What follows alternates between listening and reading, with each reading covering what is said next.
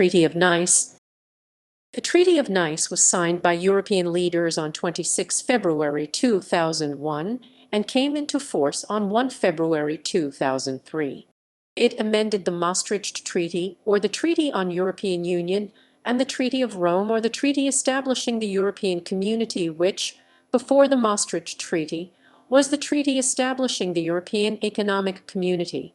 The Treaty of Nice reformed the institutional structure of the European Union to withstand eastward expansion, a task which was originally intended to have been done by the Amsterdam Treaty, but failed to be addressed at the time. The entry into force of the treaty was in doubt for a time, after its initial rejection by Irish voters in a referendum in June 2001. This referendum result was reversed in a subsequent referendum held a little over a year later. Provisions of the treaty. The Nice Treaty was attacked by many people as a flawed compromise. Germany had demanded that its greater population be reflected in a higher vote weighting in the Council. This was opposed by France, who insisted that the symbolic parity between France and Germany be maintained. The Commission had proposed to replace the old weighted voting system with a double majority system, which would require those voting in favor to represent a majority of both member states and population for a proposal to be approved. This was also rejected by France for similar reasons. A compromise was reached, which provided for a double majority of member states and votes cast, and in which a member state could optionally request verification that the countries voting in favor represented a sufficient proportion of the EU population. The treaty provided for an increase after enlargement of the number of seats in the European Parliament to 732, which exceeded the cap established by the Treaty of Amsterdam. The question of a reduction in the size of the European Commission as a transitional measure, it specified that after 1 January 2005, Germany, France, the United Kingdom, Italy, and Spain would each give up their second commissioner. The treaty provided for the creation of subsidiary courts below the European Court of Justice and the Court of First Instance, now the General Court, to deal with special areas of law such as patents. The Treaty of Nice provides for new rules on closer cooperation, the rules introduced in the Treaty of Amsterdam being viewed as unworkable, and hence these rules have not yet been used. In response to the failed sanctions against Austria following a coalition including Jörg Haider's party having come to power, and fears about possible future threats to the stability of the new member states to be admitted in enlargement, the Treaty of Nice added a preventive mechanism to sanctions against a member state that was created by the Amsterdam Treaty. The treaty also contained provisions to deal with the financial consequences of the expiry of the European Coal and Steel Community ex-treaty Treaty of Paris 1951. The Irish referendums. Under the current rules for the amendment of the treaties can only be amended by a new treaty, which must be ratified by each of the member states to enter into force. In all the EU member states, the Treaty of Nice was ratified by parliamentary procedure, except in Ireland where, following the decision of the Irish Supreme Court in Crotty v. Taoiseach, any amendments that result in a transfer of sovereignty to the European Union require a constitutional amendment. Ireland's constitution can only be amended by a referendum. First referendum. To the surprise of the Irish government and the other EU member states, Irish voters rejected the Treaty of Nice in June 2001. The turnout itself was low 34%, partly a result of the failure of the major Irish political parties to mount a strong campaign on the issue, presuming that the Irish electorate would pass the treaty as all previous such treaties had been passed by big majorities. However, many Irish voters were critical of the treaty contents, believing that it marginalized smaller states. Others questioned the impact of the treaty on Irish neutrality. Other sections viewed the leadership of the Union as out of touch and arrogant, with the treaty offering a perceived chance to shock the European leadership into a greater willingness to listen to its critics. A similar argument was made when Denmark initially voted down the Treaty of Maastricht. Second referendum. The Irish government, having obtained the Civil Declaration on Ireland's policy of military neutrality from the European Council, decided to have another referendum on the Treaty of Nice on Saturday, 19 October 2002. Two significant qualifications were included in the second proposed amendment, one requiring the consent of the Dáil for enhanced cooperation under the treaty, and another preventing Ireland from joining any EU common defence policy.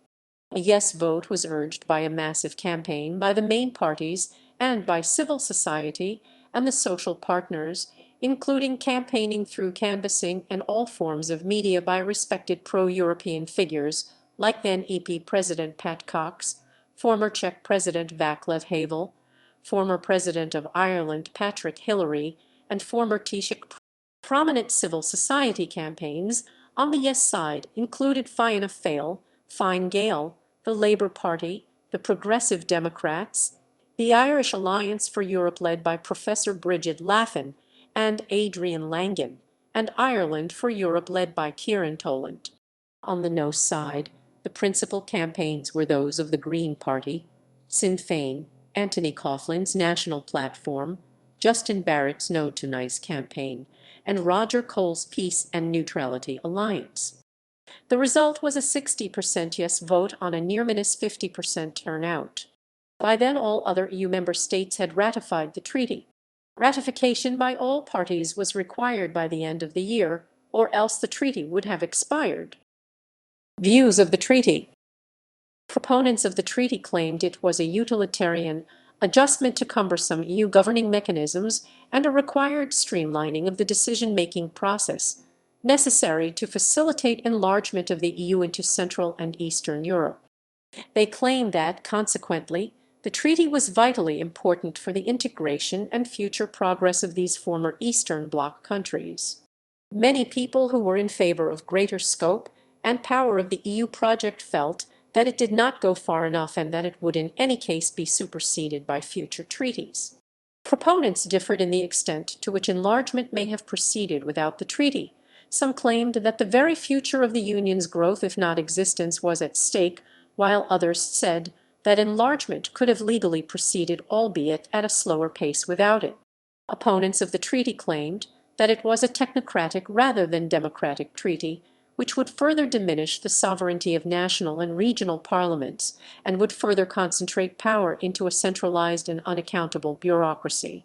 They also claimed that 5 applicant countries could have joined the EU without changing the EU rules, and that others could have negotiated on an individual basis, something opponents to the treaty argued would have been to the applicants' advantage.